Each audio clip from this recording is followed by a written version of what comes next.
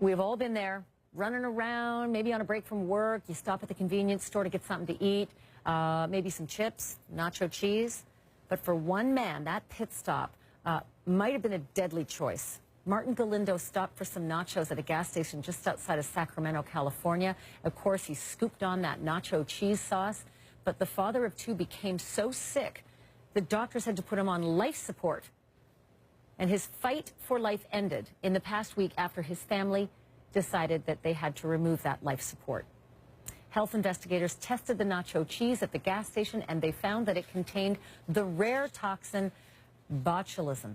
Actually, the rare bacteria botulism. They pulled it off the shelves. But Martin Galindo isn't the only victim. There are 9 other people who got sick from the potentially deadly bacteria. One of them, Lavinia Kelly. She also ate the cheese at that gas station. Kelly has been in intensive care for more than 3 weeks. She has lost most of her bodily functions and the ability to communicate. My phone rings and I pick up the phone and it's her, and she can't articulate a word.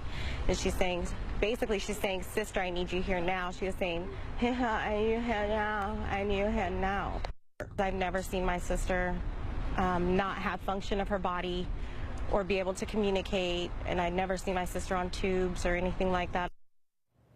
Dr. Imran Ali is a resident physician at Yale New Haven Health, and he joins me live from New Haven, Connecticut. Doctor, thanks so much for being with me. I have so many questions because we all do this. We all eat at the gas station where who knows how long the cheese has been there. Is this really the gas station's fault or the length of time the cheese may have been out?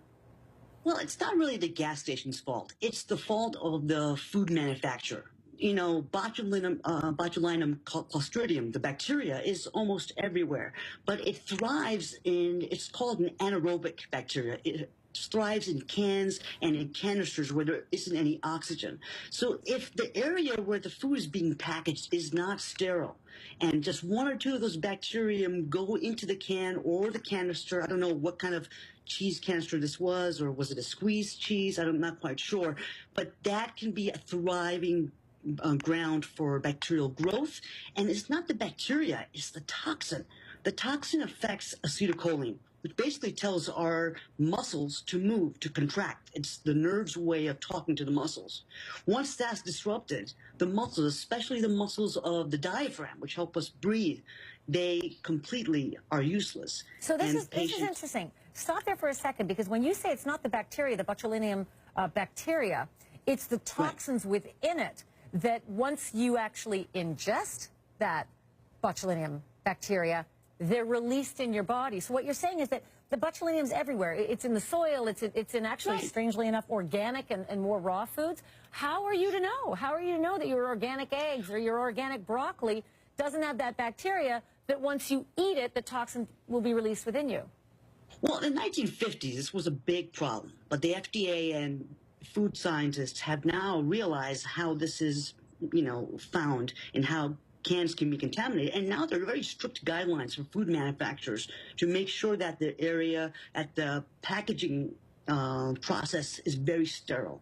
So this is something that it's not really the gas station's fault per se, but, people can recognize if a can is dented or if it's bloated, that something is not right, that something is growing inside. And if you do see a can like this. Thank you for saying that. If your can of food is bloated, the can is misshapen and banged around. I mean, I know cans get banged around a lot, but that is a #1 sign.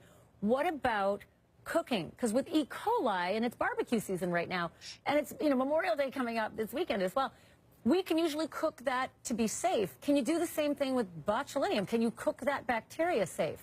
Well, you won't get rid of the spores, but you'll get rid of the toxins if you cook it above 140 degrees. And that's the whole thing. You really want to cook it very, very well. And that will prevent the bacteria, the toxins, from actually, causing any harm. Now, the toxins don't cause any harm in your stomach. I mean, the toxins in an acidic environment, they're not affected by the stomach acid.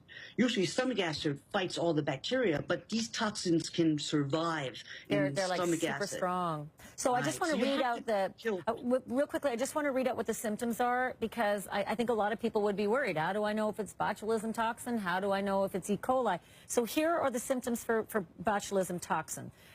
Blurred vision, drooping eyelids, slurred speech, difficulty swallowing, and muscle weakness. So you don't necessarily, doctor, feel sick to your stomach? You're not sort of throwing up or have diarrhea like E. coli?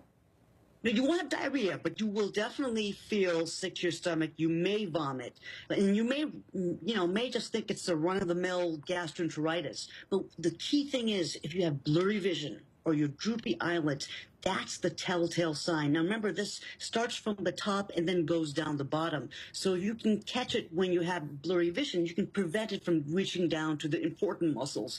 There's an antitoxin that can be given to you within 48 hours. Oh, my God. Well, that's good to know. The fact that there's an antitoxin. I think the legal issue is going to be bigger than just going after the gas station. As you said, it could be something far more, significant, like the plant where the cheese came from. Right. Dr. Ali, thank you. So nice to have you. Appreciate it. Thank you for that. Thank you.